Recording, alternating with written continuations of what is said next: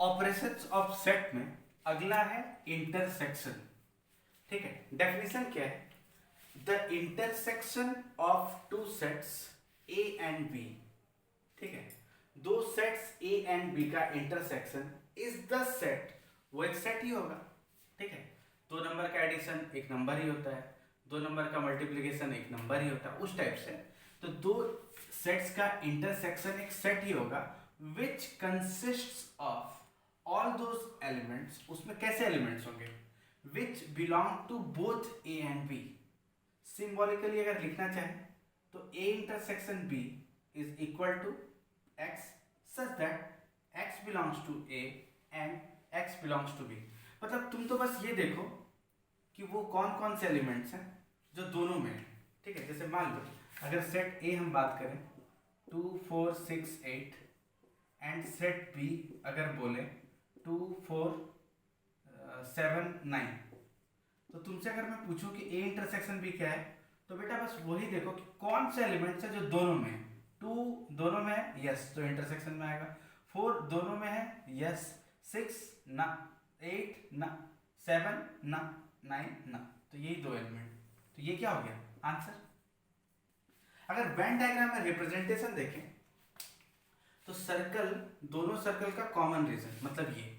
ठीक है, ये जो रीजन है इसका मतलब क्या होगा? ऐसे एलिमेंट्स ए में भी है एंड बी में भी है। जैसे मान लो अगर तुम्हें उसको दिखाना हो ना वेन डायग्राम में, तो क्या करेंगे? सबसे पहले तो कॉमन रीजन में दिखा दो, 2 4, ये 2 ये 4। अब क्या है, एक में जैसे ये सेट ए है सेट बी है, कॉमन एलिमेंट तो पहले ही दिखा दिया। उसके बाद ए में 6 8 है जो बी में नहीं है, ये इधर आ गया। एंड उधर 7 और 9 दो ऐसा होगा, तो मैं पहले भी बता चुका हूँ। ए यूनियन बी में क्या है? ये तीनों रीजन है। इंटरसेक्शन में सिर्फ ये कॉमन पोर्शन। ठीक है, क्लियर है? ये ओनली ए है, ओनली ए। जैसे अगर मतलब बनाए ना तो ये वाला हो गया ओनली ए, फिर ये क्या हो गया? Both A and B, and only B, कुछ इस टाइप का। ठीक है, ये सब मिलेगा तो यूनियन बन जाएगा। तो इंटरसेक्शन का मतलब क्या है बेटा? एक ऐसा सेट जिसमें कौन से एलिमेंट्स होंगे जो दोनों में कॉमन है। तो मेरे ख्याल से ये डेफिनेशन तुम्हें क्लियर हो गया थ्रू वेन डायग्राम ऑल्सो। ये एग्जाम्पल्स हैं। अब हम इस पर थोड़ा क्वेश्चन देखते हैं और इसकी प्रॉपर्टीज, जैसे हमने यूनियन की प्रॉपर्टीज की थी, एग्जैक्टली उसी टाइप की प्रॉपर्टीज इंटरसेक्शन की भी है। ठीक है, प्रॉपर्टीज सीखने से पहले कुछ छोटे छोटे एग्जाम्पल्स करते हैं। एग्जाम्पल्स को करने से क्या होता है पता है? देखो, एक तो तुम्हारी आदत वैसे भी बन चुकी होगी 9 10 तक। जनरली स्टूडेंट्स की आदत क्या बन जाती है? न्यूमरल्स में उनको डर नहीं लगता है। ठीक है, लेकिन अगर सिंबॉलिक कुछ आ जाए ना फिर प्रॉब्लम हो जाती है। तो इन सब चीजों से तुम्हें बाहर निकलना है यूजिंग इट। ठीक है, अब जैसे मान लो मैं तुम्हें पूछूं सेट ए ये है बेटा 2 4 5 7 एंड सेट बी है 2 4 5 7 9, थोड़ा और मिला देते हैं 10 11। तो अगर मैं तुमसे पूछूं ए इंटरसेक्शन बी क्या होगा, तो ये 2 4 5 7 इसमें सारा है, इसका मतलब यहाँ पे ए क्या है? बी का सबसेट। तो इंटरसेक्शन में क्या आएगा? 2 4 5 7 मतलब पूरा का पूरा सेट ए। तो अगर ए बी का सबसेट है, ठीक है, तो ए इंटरसेक्शन बी क्या हो जाएगा? ए। ठीक है, और अगर मैं यही मैं तुमसे पूछूं कि ए यूनियन बी क्या हो जाएगा, तो वो हो जाएगा बी। मतलब यूनियन में बड़ा, इंटरसेक्शन में छोटा। ठीक है, तो ये तुम्हें समझ में आ गया। अब अगर मैं तुमसे पूछूं कि एक सेट ए है, ठीक है, जो है 1 3 5, एक सेट बी है जो है 2 4 6, मैं तुमसे पूछूं ए इंटरसेक्शन बी क्या होगा, तो कुछ भी कॉमन नहीं है, 5 हो जाएगा। तो इनका एक स्पेशल नाम है, इनको हम क्या बोलते हैं? Disjoint sets. डिसजॉइंट सेट्स काफी इंपॉर्टेंट टर्म है। क्या बोलते हैं हम इसको? Disjoint sets. मतलब कॉमन अगर नहीं है दोनों में, ए इंटरसेक्शन बी अगर 5 है, तो उसको हम लोग क्या बोलेंगे? Disjoint sets. ठीक है, तो ये तो मैंने तुम्हें एग्जांपल्स दे लिए। अब हम प्रॉपर्टीज सीखते हैं। ठीक है, प्रॉपर्टीज में क्या है, पहला है A intersection B is equal to B intersection A, मतलब ए बी का पोजीशन रिलेटिवली चेंज कर दो, फर्क नहीं पड़ता है। ऐसे भी देख सकते हो, A इज इक्वल टू 135 है एंड B है तुम्हारा सपोज 237, तो A इंटरसेक्शन B मतलब जो एलिमेंट्स A एंड B में कॉमन है वो क्या है 3। अगर मैं पूछूं B और A में क्या कॉमन है, तो यही तो 3 ही तो है, ठीक है।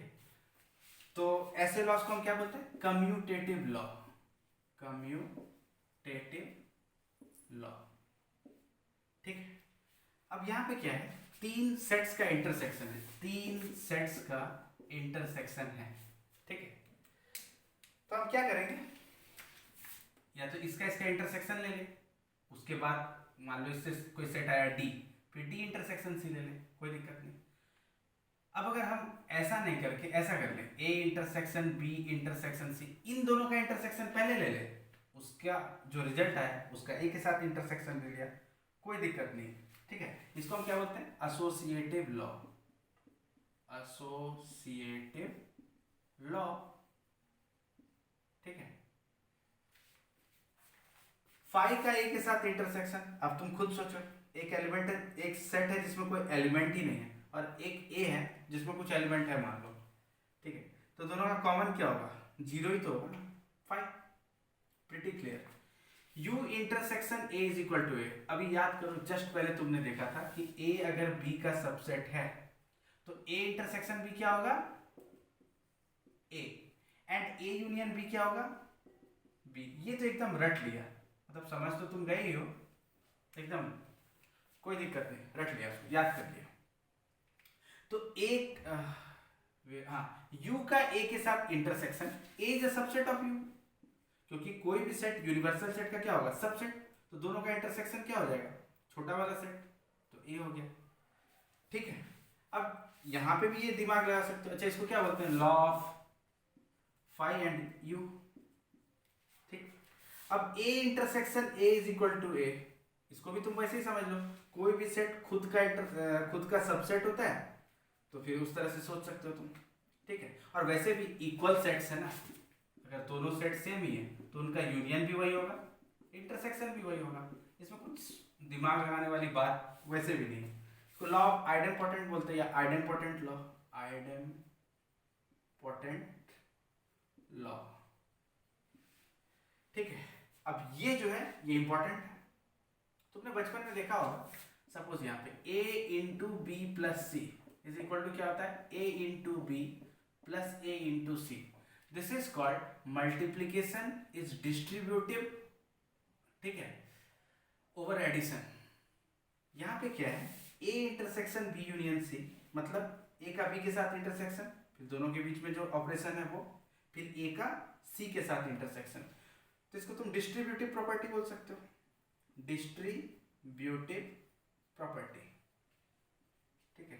इसको याद करने के लिए ना तुम थोड़ी देर के लिए देखो, ये मैं याद करने के लिए समझा रहा हूँ, तुम इसको एक रूल या थ्योरम मत मान लो, इसको तुम मल्टीप्लिकेशन साइन मान लो, यूनियन को एडिशन मान लो, एग्जैक्टली हम इस तरह से कर सकते हैं। तो ये सारी प्रॉपर्टीज बहुत अच्छे से क्लियर है। अब इस प्रॉपर्टी का हम क्या करेंगे, इसको हम वेन डायग्राम से भी समझते हैं, ठीक है, मजा। अब हम क्या करते हैं, वेन डायग्राम से देखते हैं।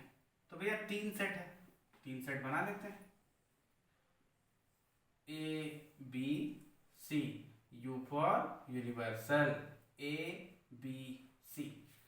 सबसे पहले हम क्या करते हैं, B यूनियन C ले लेते हैं। तो B यूनियन C का मतलब क्या है बेटा, पूरा सेट B एंड पूरा सेट C, ठीक है, B और C को यूनियन कर लिया, ठीक है। अब अगर हम ये बोले कि A का B यूनियन C के साथ इंटरसेक्शन, मतलब ये जो शेडेड रीजन है इसमें ऐसा रीजन आंसर होगा, ठीक है, जो ए में भी हो और इस शेडेड रीजन में भी हो। तो वो देखो, वो पोर्शन कौन है, तुम ध्यान से देखो, ये वाला, ठीक है। तो अब इसको अगले फिगर में, ये रीजन हमने क्या ड्रॉ कर लिया बेटा, हमने अब बना लिया A intersection B union C. वो कौन सा रीजन होगा, जो ए में हो एंड बी यूनियन सी में हो, ए बी सी यूनिवर्सल। ठीक है, ये तो हो गया बेटा ये वाला फिगर। ओके, अब अगर हम इस वाले को देखें ए इंटरसेक्शन बी, तो हमने ए बी सी बना लिया। अब ए इंटरसेक्शन बी मतलब जो ए और बी का कॉमन पोर्शन है वो ये वाला हो जाएगा। एंड अब हम देखेंगे ए इंटरसेक्शन सी, तो फटाफट हमने बना लिया instant figure A B C. अब कॉमन पोर्शन देखना है ए एंड सी का, ए एंड सी का, तो ये वाला हो गया कॉमन पोर्शन। अब तुम्हें इसको, इस वाले पार्ट को और इस वाले पार्ट को यूनियन करना है। मैं अलग से एक फिगर बना रहा हूं, तुम्हें देखना। ठीक, अगर हम इस पार्ट की बात करें, इस वाले की जो ये, तो इसमें ये रीजन 1 और ये 2 बोल लो। ठीक है, और अगर इसको हम रीजन 3 बोलते हैं, तो इस वाले पार्ट में ए इंटरसेक्शन बी में क्या है, रीजन 1 प्लस रीजन 2। और अगर हम 2 और 3 की बात करें, तो वो इसमें देखो ए इंटरसेक्शन बी सी में, ये रीजन एंड ये रीजन, तो यानी 2 प्लस 3। तो जब यूनियन करेंगे तो रीजन क्या क्या आ जाएगा, 1 प्लस, 2 बार 2 लिखने का फायदा नहीं, एक ही बार लिखेंगे, 1 प्लस 2 प्लस 3। और बेटा 1 प्लस 2 प्लस 3 कौन सा रीजन होगा, देखो ये वाला।